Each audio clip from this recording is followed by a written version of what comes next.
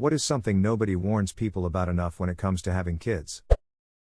When they grow older, you don't have a private life anymore. They stay awake longer than you.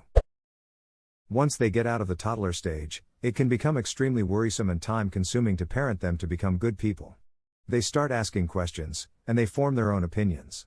It's a very delicate balance between trying to get them to listen to important things and trying to get them to become more independent. It makes you think you're constantly messing it all up. It can be very hard to find a balance. They are always listening. They know more than they can communicate, they simply don't have the words and concepts to share what they do grasp. This will lead to a lot of frustration. The "they are always listening" bit, so many people don't understand this. My sister has such a shit temper, and the way she behaves and reacts to things makes me worry so much for my nephews. I don't want them to grow up seeing that and going, well, this is what my mom does, so it's normal. I lived with them for 6 months, and in that time, I did everything I could to make sure I always said I was wrong. I don't know, let's find out, and when something irritating happens, you just go, well, darn it. That's all right, or whatever works for the situation. They are your understudy for your constant role of the good person. They'll memorize your lines and delivery, and reproduce it whenever the script prompts them. Edit, thank you kind strangers for the awards. It reminds me of the time my mom punished me for using phrases and vocabulary she used constantly. I can vividly remember 3 instances of this. All happened in a public place. I was so freaking confused. Edit, guys, I was not using swear words. I, too, was explained what the swear words are and knew better than to use them.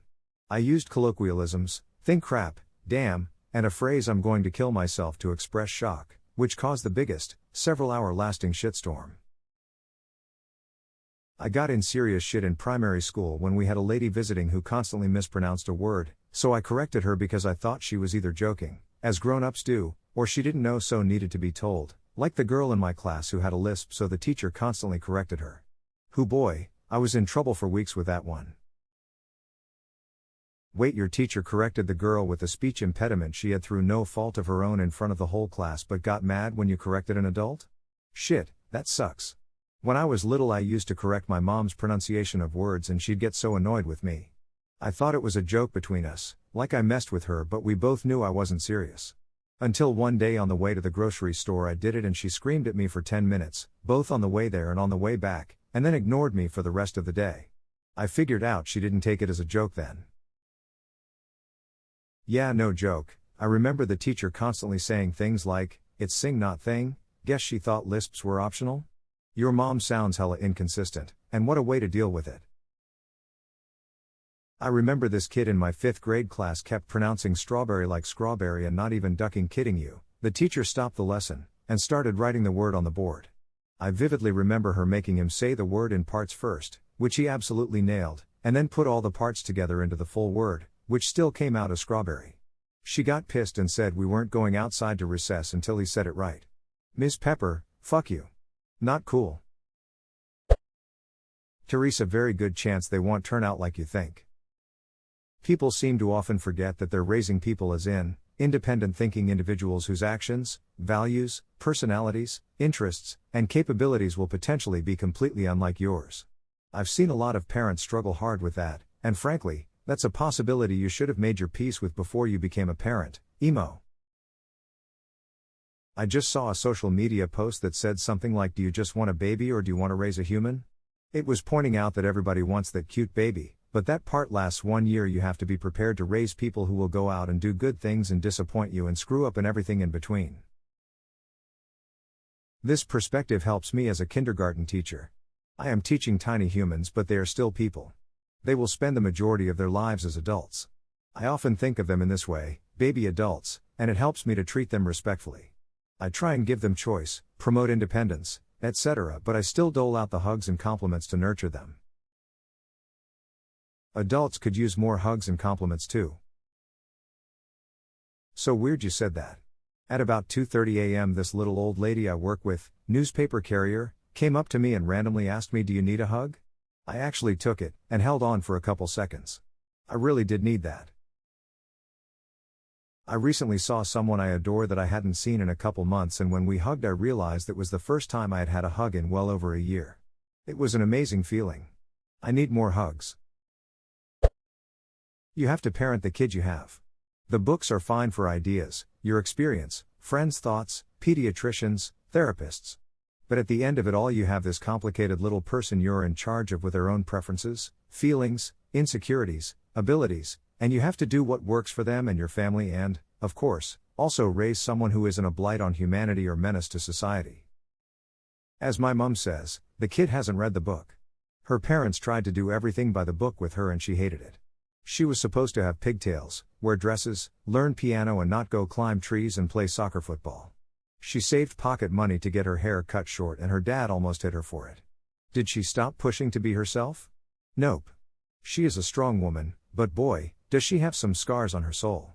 With her own 3 kids, she watched what interests they developed and then helped them explore it further, and to not forget to keep an open mind about other possible hobbies, sports, arts, etc. I have no idea how to thank her properly for this. My dad is a bit like your mom. His big idea was to spend time with us doing things he liked when we were very young, so that we would share interests later in life. One of his sons likes engineering and mechanics, another 2 like history. I watch old films with him. He never forced us into anything, but let us find what we liked, and then engage in it with us in whatever way we liked. My wife doesn't believe me when I say I won't try to force our eventual kid to be a sports god despite my own obsession with football, fighting, and my gym.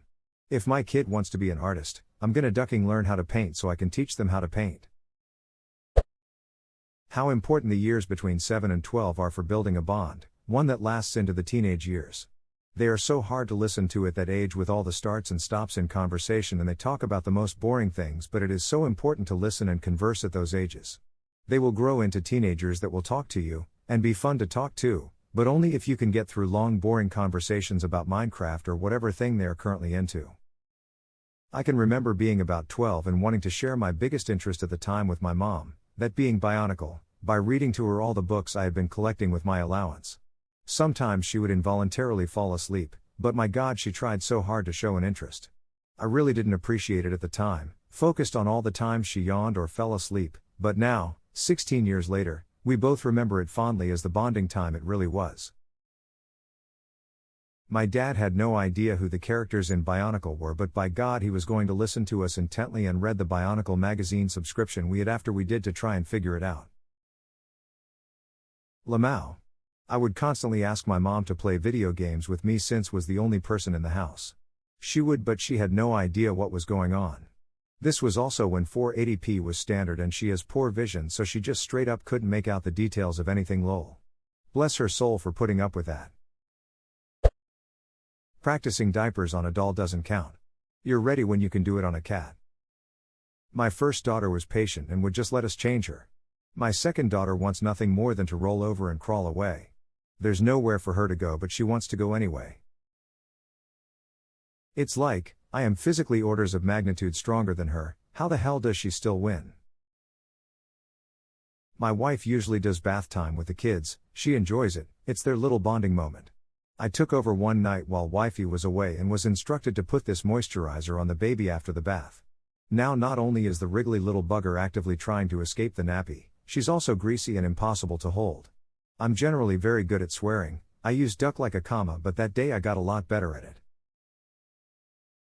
The optimal technique for winning a fight against someone bigger than you is to grease up, get naked. Ah yes, the crouching tiger, greasy toddler technique. The days are long and the years are so very short. Oh God, my son used to wake up at 4 a.m. for a year and had no nap until noon. By noon I already felt like it was 10 p.m. Kids suck up unbelievable amounts of time, money, and energy. And that's if you get an average child. If your child has issues, mental psych neural, it just swallows your life, marriage, free time, etc. Edit. My wife and I adopted 2 brothers. Older one is a trauma kid. Every minute of every day is focused on tiptoeing around him to avoid setting him off. We have found ourselves in an abusive relationship with a child. Lots of services, therapists, med changes, nothing seems to work. Anything that doesn't go exactly his way turns into violence. People warn you about this, but the reality is 100x times more.